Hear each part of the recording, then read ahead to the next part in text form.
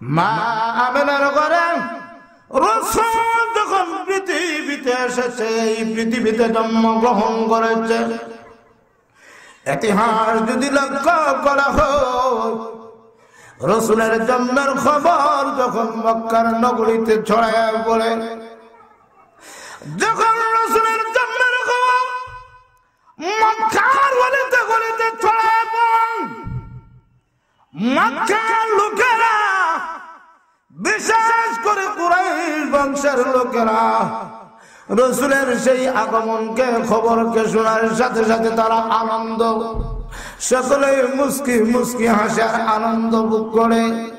কারণ কি খবর ছড়াইল? সকল মক্কার মধ্যে একটা খবর ছড়াইয়া পড়ল, ও মক্কার লোকেরা, আব্দুল্লাহর ঘরে মা আমিনার গর্ভে এমন একটি সন্তান, এমন একটি সুন্দর সন্তান প্রসব করেছে, এই পৃথিবীতে এসেছে। আল্লাহর কসম খেয়ে বলি, এমন সুন্দর সন্তান মক্কার নগরীতে আর কোনদিন জন্ম নেই না।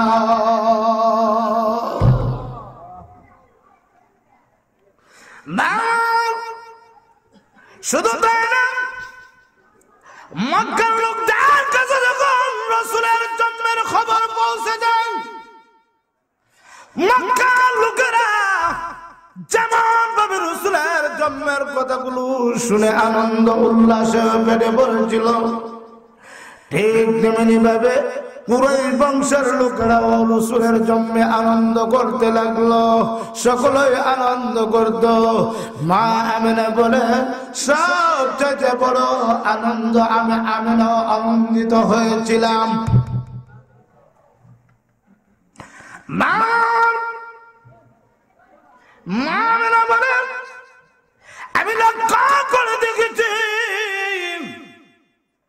আমার মুহাম্মদ যখন পৃথিবীতে, যখন আমার মুহাম্মদ জন্ম হয়ে আসলো, আমি লক্ষ্য করে দেখি আমার ঘর এমন আলোকিত উজ্জ্বল হয়ে যায়, এমন আলোকিত উজ্জ্বল হয়ে যায়। শুধু তাই না, আমার মুহাম্মদ পৃথিবীতে আসার কারণে তার যে নুরানি চেহারার যে আলোটা ছিল, সেই আলোর কাছে আকাশের সূর্যের আলো ফেল হয়ে যাবে, চন্দ্রের আলো ফেল হয়ে যায়।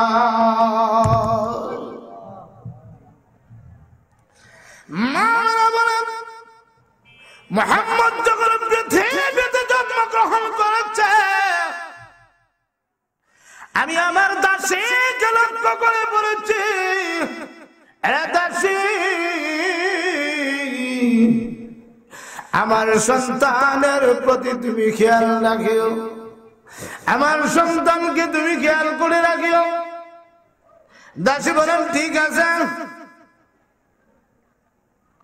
মা আমিনা বলেন, এই কথা বলে যখন আমি একটু বাহিরে গেলাম, আবার যখন বাহির থেকে করে আসি, এমনি লক্ষ্য করে দেখি আমার সমস্ত ঘর অন্ধকার হয়ে গেছে, আর দাসীর চোখের পানিগুলো ছেড়ে ছেড়ে কান্দে, কন্যা সুবহানাল্লাহ। আমি দাসীকে লক্ষ্য করি, বললাম, দাসী, তুমি কেন কান্দ? আমার সন্তান কি হয়েছে? দাসী কোনো জবাব দেয় না, কোনো কথাও বলে না। দাসী বলেন, ও আমিনা, আপনার সন্তান তো এখানেই ছিল, কি বা কি কেমন ভাবে হঠাৎ করে আপনার সন্তান এখান থেকে নিখোঁজ হয়ে যায়? আমি কিছুই বলতে পারি না। আপনার সন্তানকে না দেখার কারণে আমিও হতাশা হয়ে যাইতেছি। এমনি আল্লাহর পক্ষ থেকে গায়বী আওয়াজ দিয়ে বলা হয়েছে, আমিনা, সাবধান সাবধান, যে সন্তান সম্পর্কে তুমি বিভিন্ন টেনশন করতেছ, হয়তো কোনো জিন ভূত আমার সন্তানকে নিয়ে যাইতেছে। ও আমিনা, এই সন্তান দুনিয়া দুনিয়ার কোন অন্য সন্তানের মতো নয়। ওগো আমেনা, তিনি হলেন আমি আল্লাহর প্রেরিত রাহমাতুল লিল আলামিন। এই জন্য লক্ষ্য করে সব আল্লাহ নবী রাহমাতুল লিল আলামিন এই পৃথিবীতে জন্মগ্রহণ করার পর থেকে নিয়ে দীর্ঘ 40 বছর পর্যন্ত মক্কার লোকের কাছে নবীজির পরিচয় ছিল শুধু মুহাম্মদ, আব্দুল্লাহর ছেলে মুহাম্মদ। রাসূলকে যখন বলা হতো, জিজ্ঞাসা করা হতো আপনি কে, রাসূল বলতেন আনা মুহাম্মদ ইবনে আব্দুল্লাহ, আমি আব্দুল্লাহর ছেলে মুহাম্মদ। এইভাবে রাসূল পরিচয় দিত। আরে মুসলমান, নবীজি আব্দুল্লাহর ছেলে মুহাম্মদ নামে পরিচয় একদিন না, 2 দিন না, জন্মের পর থেকে নিয়ে দীর্ঘ 40টি বছর পর্যন্ত মক্কার সমস্ত মানুষের কাছে রাসূল শুধু আব্দুল্লাহর ছেলে মুহাম্মদ নামে পরিচয় ছিলেন। রাসূলকে কেউ কোনোদিন নবীও বলতেন না, রাসূলও বলতেন না, শুধু আব্দুল্লাহর ছেলে মুহাম্মদ বলতো। এইভাবে একদিন না, 2 দিন না, দীর্ঘ 40 বছর পর্যন্ত আমার নবীর পরিচয় ছিল আব্দুল্লাহর ছেলে মুহাম্মদ। কি বলেন, ঠিক কিনা? আরো জোরে কথা, ঠিক কিনা? এই পরিচয় ছাড়া রাসূলের আর কোন দ্বিতীয় কোন পরিচয় ছিল? যদিও রাসূল আল্লাহর পক্ষ থেকে যাদেরকে নবুয়তি দিবেন, তাদেরকে নবী বানাবেন, রাসূল বানাবেন, আল্লাহ তাআলা সৃষ্টিগতভাবে তাদেরকে নবী রাসূল বানায় রাখেন, কিন্তু সৃষ্টিগতভাবেই সকলের পরিচয়টা আল্লাহ প্রকাশ করেন। নাকি তো ঠিক কিনা? এত জোরে কর। নবীদের রাসূল যে আমাদের রাসূল, এটা তো আল্লাহ সৃষ্টিগতভাবে আল্লাহ তাআলা সৃষ্টি করে বানাইছে, কিন্তু প্রকাশটা কি সাথে সাথে করছে, পৃথিবীতে আসার পরও করছে, না দীর্ঘ 40 বছর পরে করছে?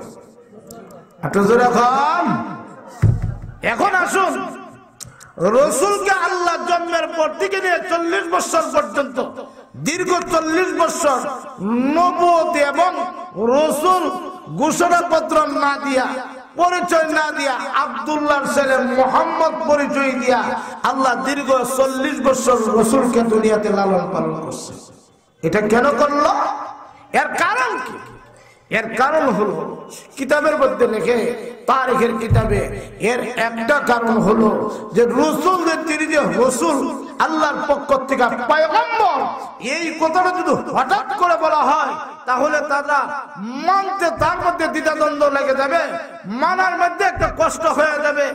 এই জন্য তাদের চোখের সামনেই রাসূলকে আল্লাহ 40 বছর এমন ভাবে লালন পালন করেছে, এমন আদর্শ চরিত্র দিয়ে রাসূলকে তাদের সামনে লালন পালন করেছে, যেই চরিত্র দেখার পরে, যেই আদর্শ দেখার পরে, যেই নীতি দেখার পরে মহামানব ওই লোককে মানা ছাড়া বিকল্প কোনো আর ব্যবস্থাই ছিল। এটার ঘটনাটা হলো, যখন রাসূলকে আল্লাহ স্বীকৃতি দিবেন, এই স্বীকৃতির পর্যায়তেই হলো রাসূলের কাছে আল্লাহর কুরআন নাযিল হওয়ার, অবতরণ হওয়ার কারণ। এই ঘটনাটার সূচনাটাই, এই ঘটনা একটু পরেই বলতেছি। এবার আসে, দীর্ঘ 40 বছর পর্যন্ত নবীর কোন শত্রু ছিল না। নবী যে, তিনি যে নবী, তিনি যে রাসূল, তার কোন পরিচয় আরো যখন ছিল, আরো যখন ছিল। এখন 40 বছর লালন পালন করছে এমন আদর্শ, সুন্দর আদর্শ, নীতি, চরিত্র দিয়া, কেন? যেন মক্কার লোকেরা রাসূলকে রাসূল মানতে কোনো কষ্ট না হয়।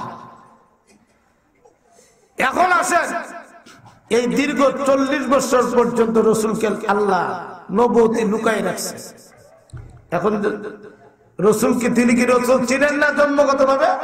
রাসূল ছিলেন, অথচ কিতাবের মধ্যে পাওয়া যায় নবীজির সরাসরি জিবরাইলের সাথে পরিচয় হয়েছে 2 বছর বয়সে। কন্যা সুবহানাল্লাহ, জিব্রাইলের সাথে কয় বছর বয়সে? 2 বছর। যাই হোক, ওইদিকে ঘটনাগুলো বলতে গেলে অনেক সময় দরকার, ওইদিকে যাবো না। যাই হোক, 40 বছর পর্যন্ত রসুলকে আল্লাহ লালন পালন কইরা যেই মাত্র রসুলের বয়স 40 হয়ে গেল, তখন ওই রসুলকে আল্লাহ সর্বপ্রথম কিছু স্বপ্নগুলো দেখাইতে লাগলেন। কন্যা সুবহানাল্লাহ। এই স্বপ্নগুলোই ছিল নবীদের স্বপ্ন। কি সত্য? নবীদের স্বপ্ন সত্য। এটা ওয়াহী, ওয়াহী। রসুল যখন এমন স্বপ্নগুলো দেখতে শুরু করে, তখন রসুল নিজেকে নিজে মক্কার লোক থেকে আলাদা করে হেরার গুহার মধ্যে গিয়া নবীজি একা একা আল্লাহর ইবাদতে, আল্লাহর ধ্যানে আর খেয়ালে মগ্ন থাকতেন। কন্যা সুবহানাল্লাহ। এই অবস্থা শুরু করে দিলেন। যেই মাত্র একাধারে কয়েকদিন ছিল, এইভাবে রসুল খাবার গুলোর সাথে নিয়ে যাইতেন, একাধারে 2-3 দিন পর্যন্ত হেরার গুহায় থাকতেন। এইভাবে যখন কয়েকদিন চলে গেল, এমনি আল্লাহর পক্ষ থেকে এখন রসুলকে রসুলের স্বীকৃতি, নবুয়তের স্বীকৃতি প্রদান করা আল্লাহর ইচ্ছা হয়ে গেল। কন্যা সুবহানাল্লাহ। আল্লাহর নবী রাহমাতুল্লাহ আলাইহি বলেন, আমি হেরার গুহার মধ্যে মগ্ন, আল্লাহর ধ্যানের খেয়ালের মধ্যে মগ্ন অবস্থায় ছিলাম। এমনি লক্ষ্য করে দেখি হযরত জিবরাইল আলাইহিস সালাম আমার সামনে উপস্থিত হয়ে যায়। হযরত জিবরাইল আমার সামনে দাঁড়ায় আমাকে সর্বপ্রথম সালাম দেয়।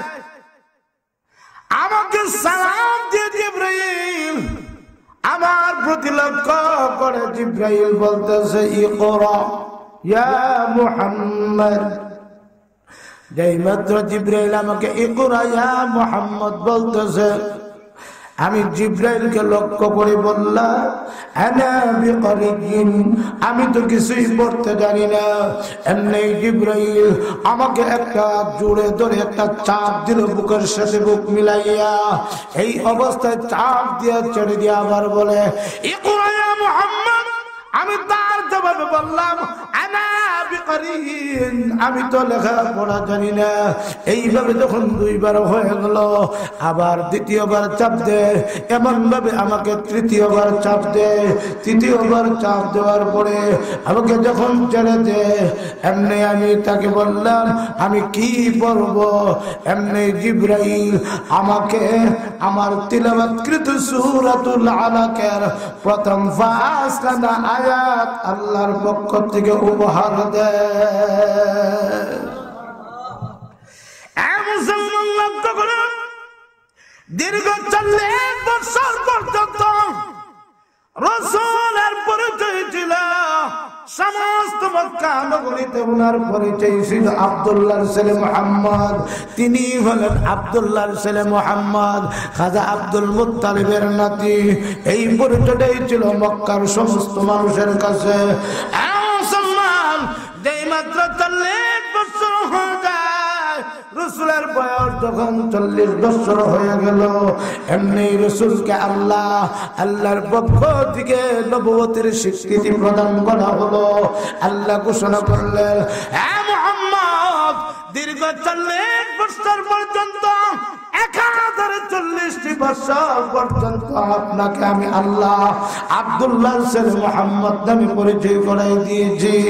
আব্দুল্লাহর ছেলে মুহাম্মদ নামে এখন থেকে আমি আল্লাহ ঘোষণা করে দিলাম, ও মুহাম্মদ, আপনি আর আব্দুল্লাহর ছেলে মুহাম্মদ না, শুধু আমি আল্লাহ আপনাকে এখন থেকে নবুয়তি এবং আমি আল্লাহর পক্ষ থেকে রাসূল ঘোষণা করলাম।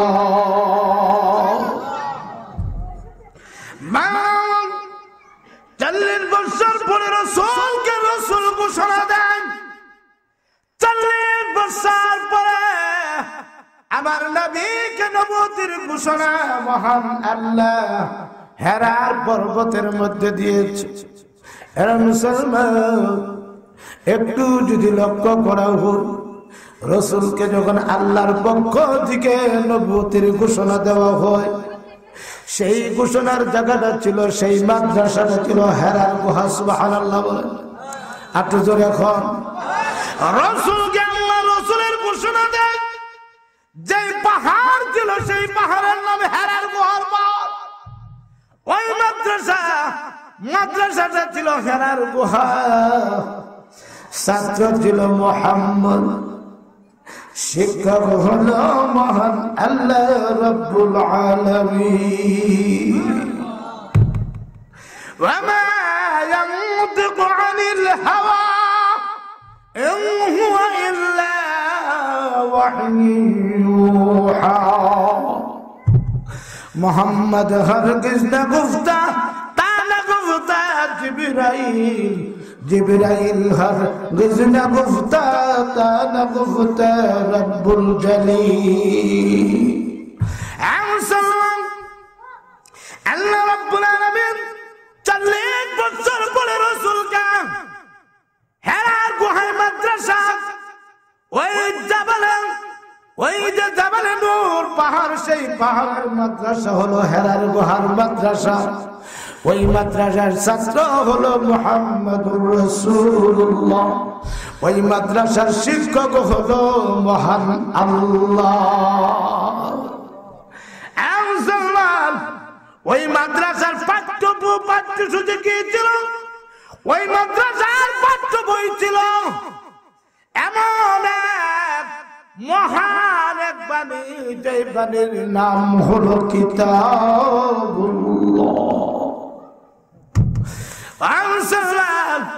কিতাবুল্লাহ আল্লাহর পক্ষ থেকে কিতাব।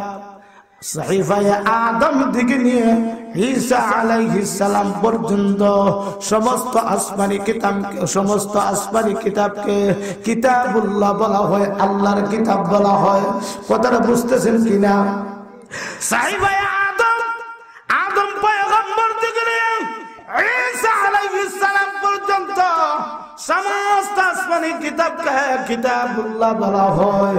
আমাদের কোরআনকে শুধু কিতাবুল্লাহ নয়, কোরআনকে কিতাবুল্লাহ বলা হয়, কথাটা ঠিক। তার পাশাপাশি আরেকটা নাম আল্লাহ স্বতন্ত্র উপাধি দিয়েছে, আল্লাহর পক্ষ থেকে আরেকটা নাম দিয়েছে। সেই কোরআনের আরেকটা সম্মানিত নাম হলো কালামুল্লাহ।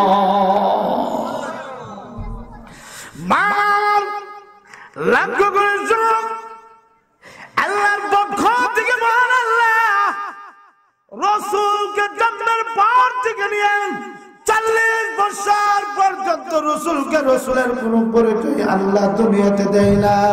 40 বছর পরে আল্লাহ কুরআন নাজিলের মাধ্যমে, আল্লাহর ওহীর মাধ্যমে, নাজিলের মাধ্যমে আল্লাহ আমাদের নবীকে সর্বপ্রথম নবুয়তির স্বীকৃতি দিয়েছে। এবং লক্ষ্য করে শুনুন, রাসূলকে আল্লাহ স্বীকৃতি দিয়েছে নবী। কুরআন নাজিলের মাধ্যমে কি বলেন ঠিক কিনা? এত জোরে এখন ঠিক কিনা? কিসের মাধ্যমে? আরো জোরে বলেন কিসের মাধ্যমে? কুরআন নাজিলের মাধ্যমে রাসূলকে নবুয়তের স্বীকৃতি প্রদান করেছে। কত বছর পরে? জন্মের পর থেকে নিয়ে 40 বছর পরে রাসূলকে মক্কা না সমস্ত পৃথিবীর সামনে কুরআন নাজিলের মাধ্যমে নবুয়তের স্বীকৃতি প্রদান করেছে।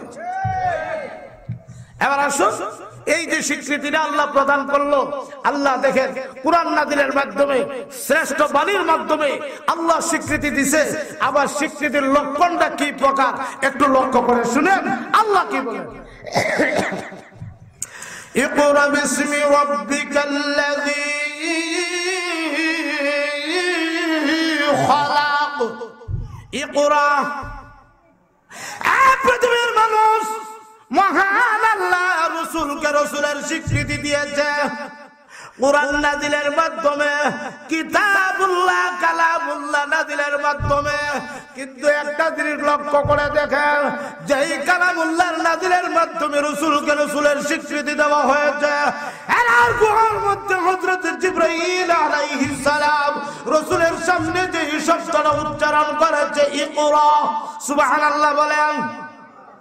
কি শব্দ উচ্চারণ করছে? এত জোরে কান, ইকরা, পড়ো, ইকরা, পড়ো। তাহলে নবুয়তের সূচনা, রাসূলের স্বীকৃতি, নবুয়তের সূচনা কোন শব্দের দ্বারা আল্লাহ উচ্চারণ করছে? আরো জোরে কান। নবুয়তের স্বীকৃতি আল্লাহর সূচনা আরম্ভ করেছে সর্বপ্রথম যেই শব্দটার দ্বারা, যেই শব্দটা সর্বপ্রথম হেরার গুহায় রাসূলের সামনে জিবরাইল দাঁড়ায় বলছিলেন, সেই শব্দটা হলো কি? ইকরা ইয়া মুহাম্মদ। রাসূল বলেন আলা বিকারিয়্যিন, আমি তো পড়তে জানি না, আমি কিছুই জানি না। রাসূল কিছু জানে না, তাহলে শব্দটা কি? ইকরা। ইকরা বিসমি রাব্বিকাল্লাযী খালাক। ইকরা পড়ুন, হ্যাঁ রাসূল আপনি পড়ুন, হ্যাঁ মুহাম্মদ আপনি পড়ুন। ইকরা বিসমি রাব্বিকাল্লাযী খালাক, ওই রবের নামে আপনি পড়ুন যেই রব আপনাকে সৃষ্টি করেছে। কন্যা সুবহানাল্লাহ। রাসূলকে আল্লাহ সর্বপ্রথম নবুয়তের স্বীকৃতি যেই শব্দের দ্বারা উচ্চারণ করলেন, সেই শব্দটা ছিল কি? ইকরা, পড়ুন, হ্যাঁ মুহাম্মদ আপনি পড়ুন। পড়ুন শব্দ দিয়া, পড়া শব্দ দিয়া নবীর নবুয়তের স্বীকৃতি আল্লাহ আরম্ভ করছে। কন্যা সুবহানাল্লাহ। কুরআন শরীফে কি শুধু ইকরা হয়ে আছে, না আরো হাজার হাজার শব্দ আছে? এত জোরে কন না। আরো হাজার হাজার লক্ষ লক্ষ শব্দ কুরআনে নাই? আছে কি না? কিন্তু আল্লাহ সমস্ত শব্দগুলো, লক্ষ লক্ষ শব্দগুলো বাদ দিয়া আল্লাহ ইকরা, হে মুহাম্মদ আপনি পড়ো, এই পড়ো শব্দ দিয়ে আল্লাহ নবুয়তের সূচনা আরম্ভ করলেন। কেন? এর কারণটা কি? তাফসীরের কিতাবে এর কয়েকটা ব্যাখ্যা লিখেছে। এর মধ্যে একটা ব্যাখ্যা হলো যে আল্লাহ রাব্বুল আলামিন নবুয়তের সূচনা পড়ো শব্দের দ্বারা আরম্ভ করার একটা ব্যাখ্যা হলো যে এটার কারণ হলো যে আল্লাহ তাআলা মানুষকে শিক্ষা ছাড়া জাতির কোনো উন্নতি হইতে পারে না। শিক্ষা ছাড়া, জ্ঞান ছাড়া মানুষের জীবনের কোনো উন্নতি করতে পারে না। যেই কোনো জাতি যদি উন্নতি করতে হয়, ওই জাতির শিক্ষা থাকতে হয়। এই জন্য আল্লাহ দুনিয়ার সমস্ত রাসূলের, সমস্ত মানুষের, সমস্ত নবীদের শ্রেষ্ঠ বাণী আল কোরআনের শিক্ষার দ্বারা শ্রেষ্ঠ নবীকে, শ্রেষ্ঠ উম্মতকে আল্লাহ শ্রেষ্ঠ শিক্ষা গ্রহণ করার আদেশ গ্রহণ করেছে। কন্যা সুবহানাল্লাহ। এটা শ্রেষ্ঠ শিক্ষার আদেশ দিছে যে তোমরা যেই শিক্ষার মাধ্যমে আমার নবীর নবুয়তি স্বীকৃতি দিলাম, এই শিক্ষার মান কম না বেশি? এত জোরে খান, এত জোরে খান, কম না বেশি? কতটুকু বেশি? ইকরা বিসমি রাব্বিকাল্লাযী খালাক, পড়ুন, হ্যাঁ রাসূল আপনি পড়ুন ওই রবের নামে যেই রব আপনাকে সৃষ্টি করেছে। এখানে যদি লক্ষ্য করা হয়, আমার আল্লাহ রাসূলকে পড়ুন শব্দের দ্বারা আল্লাহ এখানে নবুয়তের স্বীকৃতি দিয়েছে। আর রাসূল আপনাকে আমি আল্লাহ পড়ুন শব্দের দ্বারা কোরআনকে, কোরআনের নাজিলের সূচনা আমি আল্লাহ আরম্ভ করেছি। কোরআন নাজিলের সূচনা আমি আল্লাহ পড়ুন শব্দ দিয়ে বলেছি। শুধু তাই না, নবুয়তের স্বীকৃতি, রাসূলের স্বীকৃতিও আমি আল্লাহ ইকরা শব্দের দ্বারা আরম্ভ করেছি। এর কারণ হলো এই কোরআনের প্রতি প্রতি, এই কোরআনের শিক্ষার প্রতি আপনার আগ্রহ বাড়ার জন্য, এই কোরআনের শিক্ষার প্রতি আপনার মনোযোগ বাড়ার জন্য শুধু আপনাকে নয়, কিয়ামত পর্যন্ত যতগুলো মানুষ পৃথিবীতে আসবে প্রত্যেকটা মানুষকে এই কোরআনের শিক্ষার দিকে তাদের আগ্রহ মনোভাব বাড়াইবার জন্য, গুরুত্ব বাড়াইবার জন্য আমি আল্লাহ আপনাকে সর্বপ্রথম শিক্ষা শব্দের দ্বারা ওহী নাযিল করেছি। ওহী নাযিল হয়েছে কোন শব্দের দ্বারা? শিক্ষার শব্দের দ্বারা। তাহলে এই শিক্ষাটা কি? মহান আল্লাহর পক্ষ থেকে। কি শিক্ষা? ওহীর শিক্ষা। কি শিক্ষা? ইকরা, এটা কোরআনের বাণীর সর্বপ্রথম আয়াত। এই আয়াতগুলোই সর্বপ্রথম নাযিল করা হয়েছে। তাফসীরের কিতাবে লেখেন এই ৫খানা আয়াত সর্বপ্রথম নাযিল করা হয়েছে। তারপরে দীর্ঘ ৩.৫ বছর অথবা ৩টি বছর পর্যন্ত ওহী বন্ধ ছিল। তাহলে এবার আসুন, এই যে আল্লাহ তাআলা নবুয়তের সূচনা দিয়া, আল্লাহ নবুয়তের সূচনা, রাসূলের সূচনা আল্লাহ ফরা শব্দ দিয়ে আরম্ভ করছে। করছে কিনা? করছে। এই ফুরাটা কি? কোরআন। এই ফুরাটা কি? আরো জোরে বল কি? তাহলে এবার আসুন, আমি তো এই কথাটা বলতেছিলাম, এই কোরআনের শিক্ষাটা আল্লাহ রসুলকে সর্বপ্রথম হেরার গুহায় মাদ্রাসা, যেই মাদ্রাসা হেরার গুহা পাহাড়ের উপরে, ছাত্র একজন, যে ছাত্র হলেন মুহাম্মদুর রাসূলুল্লাহ সাল্লাল্লাহু আলাইহি ওয়াসাল্লাম, আর শিক্ষক হলেন কে? এত জোরে এখন আল্লাহ। এখন যেই মাদ্রাসায় এবং ওই মাদ্রাসার শিক্ষক, ওই মাদ্রাসার ছাত্রর দাম কেমন? এত জোরে এখন না, আরো জোরে এখন। মুসলমান, হেরার গুহা পৃথিবীর সর্বপ্রথম মাদ্রাসা হলো হেরার গুহা। ওই হেরার গুহার মাদ্রাসা পৃথিবীর সর্বপ্রথম মাদ্রাসা। ওই মাদ্রাসার ছাত্র হলো মুহাম্মদুর রাসূলুল্লাহ। ওই মাদ্রাসার শিক্ষক হলেন মহান আল্লাহ। এই জন্য এই পৃথিবীর মানুষগুলো যখন আল্লাহ প্রেমিক হয়ে যায়, যখন কোরআন প্রেমিক হয়ে যায়, যখন তারা কোরআন প্রেমিক হয়ে যায়, কোরআনকে যদি তারা তিলাওয়াত করে, কোরআনকে যদি মহব্বত করে, কোরআন শরীফ যদি তিলাওয়াত করে, কোরআনকে যদি নিজের জীবনের সঙ্গী বানাইতে পারে, ওই মানুষটার সম্পর্ক হয়ে যাবে হেরার গুহার সাথে। ওই মানুষের সম্পর্ক হয়ে যাবে মুহাম্মদুর রাসূলুল্লাহর সাথে। ওই মানুষের সম্পর্ক হয়ে যাবে আল্লাহর সাথে।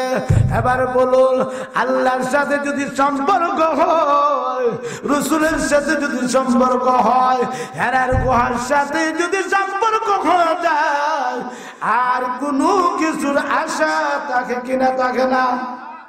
আর কোনো আশা থাকে? আর কোনো ইচ্ছা আছে?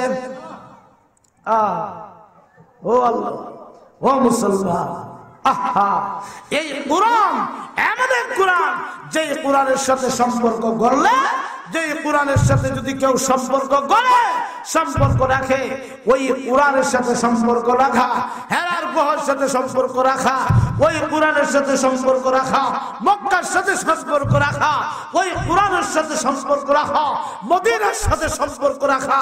কারণ নুজুলে কোরআন, কোরআন শরীফ নাযিল হয়েছে শুধু হেরার গুহার মধ্যে নয়, সমস্ত মক্কা নগরীর বিভিন্ন অঞ্চলে বিভিন্ন সময়ে। আবার শুধু মক্কা নগরীতে পূর্ণাঙ্গ কোরআন আল্লাহ নাযিল করেন নাই, মদিনাতেও কিছু সূরা নাযিল করেছে। এই জন্য কোরআনের সাথে তাদের সম্পর্ক হবে, তাদের সম্পর্ক হবে মক্কার সাথে, কোরআনের সাথে তাদের সম্পর্ক হবে, তাদের সম্পর্ক হবে মদিনার সাথে, আর মক্কা মদিনার সাথে তাদের সম্পর্ক হবে, তাদের সম্পর্ক হলো মহান আল্লাহর সাথে। তাহলে কি আমরা কোরআনের সাথে সম্পর্ক রাখতে রাজি? এত জোরে এখন রাজি নি? কোরআন যে কত বড় মহামূল্যবান জিনিস। রাসূল যখন মিরাজের মধ্যে মিরাজের রজনীতে রাসূল যখন আল্লাহর কাছে আল্লাহর নিকটবর্তী গেলেন, যাওয়ার পরে আল্লাহ যখন বললেন, বন্ধু আপনি কি হাদিয়া আনছেন? তা আল্লাহর কাছে হাদিয়া পেশ করছে, আত্তাহিয়াতু লিল্লাহি ওয়াস সালাওয়াত, এইভাবে হাদিয়া পেশ করছে। পেশ করার পরে কিন্তু রাসূলের মনটা তেমন কিছু পূর্ণ সুবিধাজনক না, মানে পূর্ণাঙ্গ খুশি না। সুবহানাল্লাহ। আর তো ধরে এখন না এমনি আমার প্রভু রসুলকে বলছে, হ্যাঁ বন্ধু, আমি আল্লাহ আদম পয়গম্বর থেকে নিয়ে ঈসা পয়গম্বর পর্যন্ত কোন নবীকে আমার কাছে দাওয়াত দিয়ে আনি নাই, একমাত্র আপনাকে আমি আল্লাহ আমার নিকটে নিয়ে আসছি। আগা বন্ধু, আপনি আমার কাছে আসার পরে আমি লক্ষ্য করে দেখি আপনার মন যেন পূর্ণাঙ্গ খুশি হয় নাই। কারণটা কি? আগা বন্ধু, আপনার মনটা পূর্ণাঙ্গ কেন খুশি হয় নাই? এমনি রাসূল বলেন, ওগো প্রভু, প্রভু গো, আমার মন পূর্ণাঙ্গ খুশি না হওয়ার কারণ হলো, প্রভু আপনি আমাকে দাওয়াত করে এনেছেন, আপনার সাথে সাক্ষাৎ করেছেন, এই জন্য কি ভাষায় শুকরিয়া করব, কোন ভাবে আপনার শুকরিয়া আদায় করব? আল্লাহ আবার আপনার কাছেও আমাকে নিয়ে এসেছেন, আল্লাহ তার শুকরিয়া আদায় করার মতো ভাষা আমার কাছে নেই, কিন্তু আমি জানতে চাই আমার দুর্বল উম্মত আপনার সাথে কথা বলার কোন ব্যবস্থা আসেনি।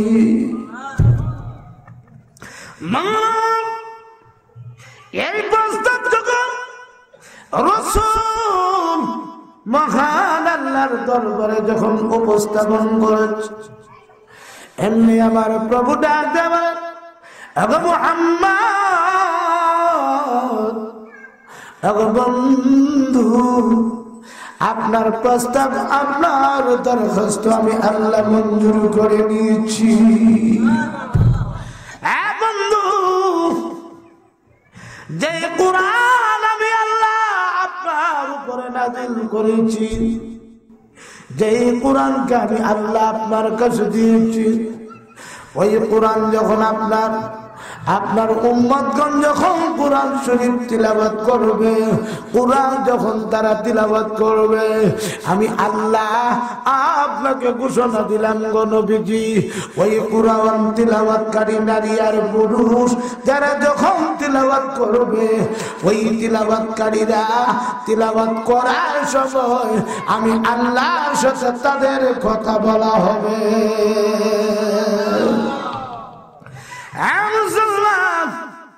এই কুরআন সাধারণ কোন কুরআন নয়, সমস্ত আসমানী কিতাবের মধ্যে শ্রেষ্ঠ কিতাব হলো কুরআন।